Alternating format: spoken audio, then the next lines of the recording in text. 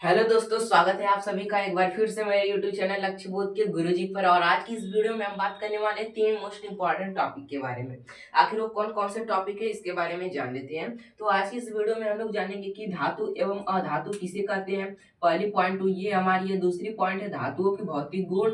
वहीं पर तीसरी पॉइंट है some important MCQ. Some important MCQ का मतलब है कि ये जो 2 से 3 टॉपिक मैं आज की इस वीडियो में बताऊंगा, इससे कौन कौन से एमसीक्यू बनेंगे इनके बारे में बात करूंगा। जैसे यहाँ पर द्रव धातु कौन सी है, मरकरी या फिर पारा। इस तरह से जो भी एमसीक्यू बनते हैं उनको मैं आपको बताऊंगा। अगर आप चाहते हैं कि स्क्रीनशॉट मार कर लिखने के लिए तो लिख सकते हैं, लेकिन आपको समझना बेहद जरूरी। आप समझ लेंगे चीजों को तो आपको चीजें आसानी तरह से याद हो सकेंगी।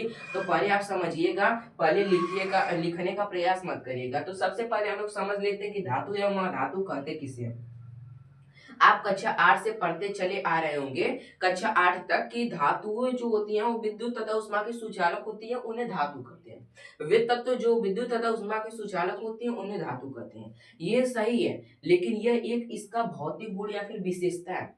यह धातु की एक विशेषता है, उसकी विशेषता के आधार पर उसको बताया जा रहा है कि उसे धातु कहा जाता है। मैं आपको यहाँ पर जितने विशेषताएं बताया हूँ, तीनों में से आप किसी भी तरह से हेडिंग जैसे इसकी परिभाषा को बना सकते हैं। आपका तीनों तरह से सही रहेगा। जैसे वे तत्व जो अघात वर्धनीय होती है उन्हें धातु कहते हैं, ये भी बोल सकते हैं। और वे तत्व जिनमें धातु चमक पाया जाता है उसे धातु कहते हैं। ऐसे भी आप परिभाषा बना सकते हैं। आपको नंबर तो पूरा मिलना था, लेकिन आप जब कक्षा 9 और 10 में प्रवेश कर चुके हैं तो आपको एक बात पर ध्यान देनी होगी कि ये जो परिभाषा है ये चूंकि पुरानी हो चुकी है, अब आपको थोड़ा मॉडर्न तरीके से परिभाषा को याद करना है। तो वह परिभाषा कौन सा है धातु का?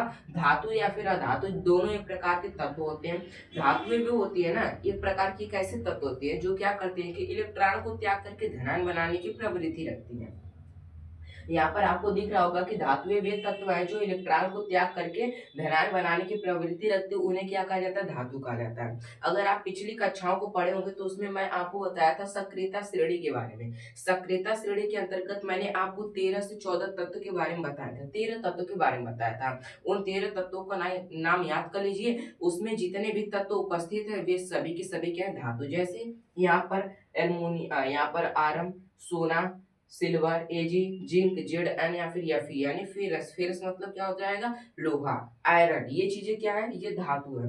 वहीं पर अगर हम बात करें अधातु की, तो अधातुएं भी एक प्रकार की तत्व होती हैं। इसमें क्या होता है कि अधातुएं क्या होती हैं कि इलेक्ट्रॉन को ग्रहण करके ऋणायन बनाने की क्षमता रखते हैं, उन्हें क्या कहा जाता है? अधातुएं कहा जाता है। यानी अधातु एक प्रकार की एक ऐसे तत्व होती है जो क्या करते हैं कि इलेक्ट्रॉन को ग्रहण करके ऋणायन बनाने की क्षमता रखती है, उन्हें क्या कहा जाता है? अधातुएं कहा जाता है। यहाँ पर उदाहरण में क्लोरीन हो जाएगा हमारा, ऑक्सीजन हो जाएगा, हाइड्रा ऑक्साइड हो जाएगा, इत्यादि चीजें क्या हो जाएंगी? ये हमारी क्या हो जाएंगी? अधातु हो जाएंगी। अब हम बात कर लेते हैं कि जो धातुएं हैं उनके भौतिक गुण या विशेषताएं। अगर आपसे धातुओं के भौतिक गुण के बारे में पूछता है तो भी चीजें आपको यही 4 चीजें लिखनी है। अगर आपसे इनकी विशेषताओं के बारे में पूछता है तो भी आपको यही सब चीजें क्या करनी है? उसके अंदर इंक्लूड करनी है। यानी चाहे विशेषताएं पूछे या फिर भौतिक गुण पूछे, बातें सभी एक ही है। आपको उसके अंतर्गत यही चीजें लिखनी होंगी जिस तरह से मैं आपको बता रहा हूँ। मैं आपके हर एक कॉन्सेप्ट को क्लियर इसलिए कर पा रहा हूँ क्योंकि मैं भी एक समय में स्टूडेंट था, कक्षा 10 का, कुछ साल पहले। तो मुझे भी ये डाउट आते थे। मैं जैसे जान रहा हूँ कि विद्यार्थी के क्या डाउट्स हो सकते हैं, इसलिए मैं उन्हें क्या कर रहा हूँ? क्लियर करते हुए चला जा रहा हूँ। मुझे भी डाउट होता था कि अगर भौतिक गुण पूछेगा तो क्या लिखेंगे, विशेषता पूछेगा तो क्या लिखेंगे। इसलिए मैंने आपका डाउट क्लियर किया कि जो भौतिक गुण या फिर विशेषता पूछेगा तो आपको यही चीजें लिखनी होंगी जो चीजें मैं यहाँ पर आपको बता रहा हूँ। और धातुओं की विशेषताएं या फिर भौतिक गुण के अंतर्गत क्या हो जाएगा? आप इसकी परिभाषा से ही इसकी विशेषताएं या फिर भौतिक गुण के बारे में पता लगा सकते हैं। आखिर इसकी विशेष परिभाषा से किसके किसके बारे में पता लगाएंगे, इसके बारे में देखिए। यहाँ पर मैंने आपको बताया कि धातु एक प्रकार की तत्व होती है। ये भी आप एक पॉइंट्स के अंतर्गत लिख सकते हैं कि धातु एक प्रकार की क्या होती है?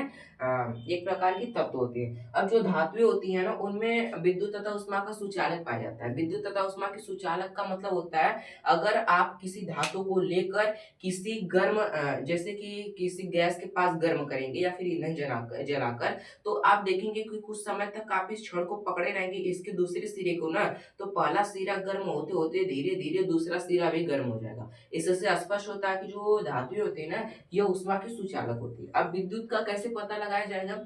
अगर आपका जैसे कि आपके घर में करंट फैला हुआ है, अगर आपने लोहे पर पैर रख दिया तो भी आपको करंट लग जाएगा, यानी उसमें विद्युत का चालन होगा। यानी धातुएं जो होती है विद्युत तथा ऊष्मा की क्या होती है, सुचालक होती है। ये चीजें भी आपको क्लियर हो गई होंगी। मैंने इसके अंतर्गत ऐड नहीं किया, अगर आप चाहते तो ऐड कर सकते हैं। अब दूसरी विशेषता क्या है कि धातुएं जो होती है वो आघातवर्धनी होती है। आघातवर्धनी और तन्यता के बारे में एक पॉइंट आता है, आपसे 2 नंबर का पूछेगा कि आघातवर्धनी और तन्यता से आप क्या समझते हैं। बहुत सारे छात्र दोनों में कंफ्यूज होकर दोनों की परिभाषा एक ही लिख देते हैं, लेकिन मैं आपको समझाने जा रहा हूँ। आघात का मतलब होता है पीटना, यानी आप सबसे पहले किसी लोहे के बड़े टुकड़े को ले लीजिए। मान लीजिए कि आपने किसी लोहे के बड़े टुकड़े को ले लिया, अब इसे क्या किया कि अपने बाजार में उन लोगों के पास लेकर गए जो क्या करते हैं कि रुखानी और फरसा और सब पीट कर बनाते हैं, उनके पास आप लेकर गए तो वे क्या करेंगे कि लोहे को गर्म करेंगे,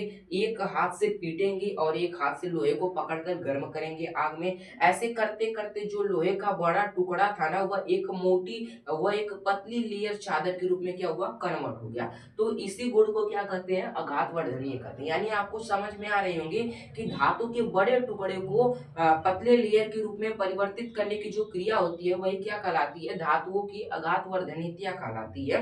अब हम जानते हैं कि तन्यता का क्या मतलब होता है। जो धातुएं होती है ना वह तन्य होती है, तन्य का उसमें गुण पाया जाता है। तन्य का मतलब है क्या, धातुओं को जैसे तार करना, उन्हें एक लंबे तार के रूप में कन्वर्ट किया जा सकता है। आप अगर इतने आप जैसे सोना लेते हैं ना, उससे बहुत तगड़ा होता है। अगर आपसे पूछ लेता है कि विद्युत का सबसे अच्छा सुचालक कौन सा होता है, धातु है, तो चांदी रहेगी। आपका ऑप्शन ये रहना चाहिए। ये जो सोना होता है ना, यह एक प्रकार की तन्य धातु है। इसमें क्या कर तन्य का गुण पाया जाता है, इसे खींच कर इसे लंबे तारों के रूप में बदला जा सकता है। यानी आपको समझ में आ गया होगा कि आघातवर्धनीय का मतलब क्या है, तन्यता का मतलब क्या है। आघातवर्धनीयता का मतलब है कि धातु के बड़े टुकड़े को पतली लेयर के रूप में बदलने की जो क्रिया होती है वही क्या कहलाती है, आघातवर्धनीयता कहलाती है। वहीं पर तन्यता की बात करें तो धातु को जो धातुएं होती है उनको लंबे तारों के रूप में बदलने की जो क्रिया होती है वह तन्यता कहलाती है। ये चीजें आपको समझ में आ चुकी होंगी।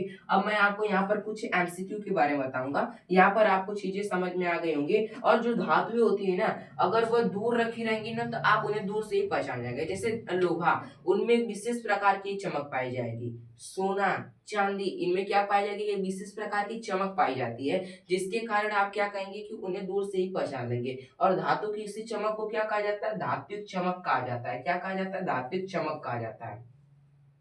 अगर कोई आपसे पूछे कि धात्विक चमक क्या होती है तो आप कहेंगे कि धातुओं में पाई जाने वाली एक ऐसी चमक जिसके कारण हम उसकी सरलता से पहचान कर सकते हैं, उसे क्या कहते हैं, धात्विक चमक कहते हैं।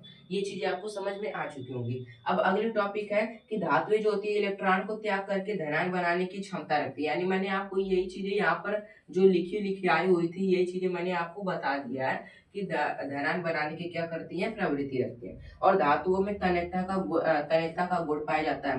धातुएं आघातवर्धनीय होती हैं। यानी इन सब चीजों के बारे में मैंने आपको डिस्कस करके बता दिया। अगर आप चाहते तो इसके अंतर्गत सुचालक और लिख सकते हैं। अब मैं आपको यहाँ पर कुछ एमसीक्यू के बारे में बताऊंगा। आखिर वो एमसीक्यू क्या है। एमसीक्यू एक ऐसा एमसीक्यू है जो कि हर साल बोर्ड एग्जाम में पूछा जाता है और ये मोस्ट इम्पोर्टेंट एमसीक्यू है। इस पर आप ज्यादा फोकस करिएगा। यह भी है, आपसे पूछेगा कि एक ऐसी धातु का नाम बताइए। आप जानते हैं कि जो धातु होती है वो ठोस अवस्था में पाई जाती है, जितनी भी धातुएं होते हैं। लेकिन एक ऐसी भी धातु है जो कि द्रव अवस्था में पाई जाती है। आखिर वो कौन सी धातु है, उसके बारे में जानने के लिए वह कौन सी धातु है, मरकरी, जिसे क्या कहा जाता है, पारा कहा जाता है, जिसका प्रतीक क्या होता है, Hg होता है। यानी जो पारा या फिर मरकरी होती है एक ऐसी धातु होती है जो कि द्रव अवस्था में पाई जाती है, जिसका प्रतीक क्या होता है, Hg होता है। क्या होता है, प्रतीक होता है। अब अगली पॉइंट क्या है कि द्रव अधातु, यानी एक ऐसी अधातु के बारे में हमें बताइए जो कि द्रव अवस्था में पाई जाती है। यहाँ से क्वेश्चन बनते हैं, आपको ध्यान रखना होगा, बिल्कुल नहीं तो 1 नंबर आपके चले जा सकते हैं। द्रव धातु कौन सी है, मरकरी या फिर पारा। द्रव धातु क्या है, ब्रोमीन, जिसका प्रतीक क्या होता है, Br। क्या होता है, इसका प्रतीक होता है। अब अगला प्रश्न है कि चाकू से कट जाने वाली धातु कौन सी है। आपसे कभी कभार इस प्रकार का क्वेश्चन बन जाता है कि एक ऐसी धातु का नाम बता दीजिए जिसे चाकू से आसानी तरह से काटा जा सकता है। तो वह कौन सी धातु है? सोडियम है, जिसका प्रतीक क्या होता है? यहाँ पर यने होता है। क्या इसका प्रतीक होता है? और धातु जो चाकू से काटी जा सकती है उसका क्या नाम है? सोडियम है। यहाँ तक की चीजें आपको बिल्कुल आसानी तरह से समझ में आ रही होंगी। अगर आपको ये वीडियो थोड़ी सी भी अच्छी लगी हो ना, तो वीडियो को लाइक कर दीजिएगा और चैनल को सब्सक्राइब करना मत भूलिएगा। मिलते हैं किसी अगली वीडियो में नए टॉपिक के साथ। तब तक के लिए जय हिंद, जय भारत। अपने छोटे भाई पर प्यार जताइए और इस छोटे भाई को बहुत आगे ले जाइए। आपका यह मैं कभी नहीं भूल पाऊंगा। धन्यवाद।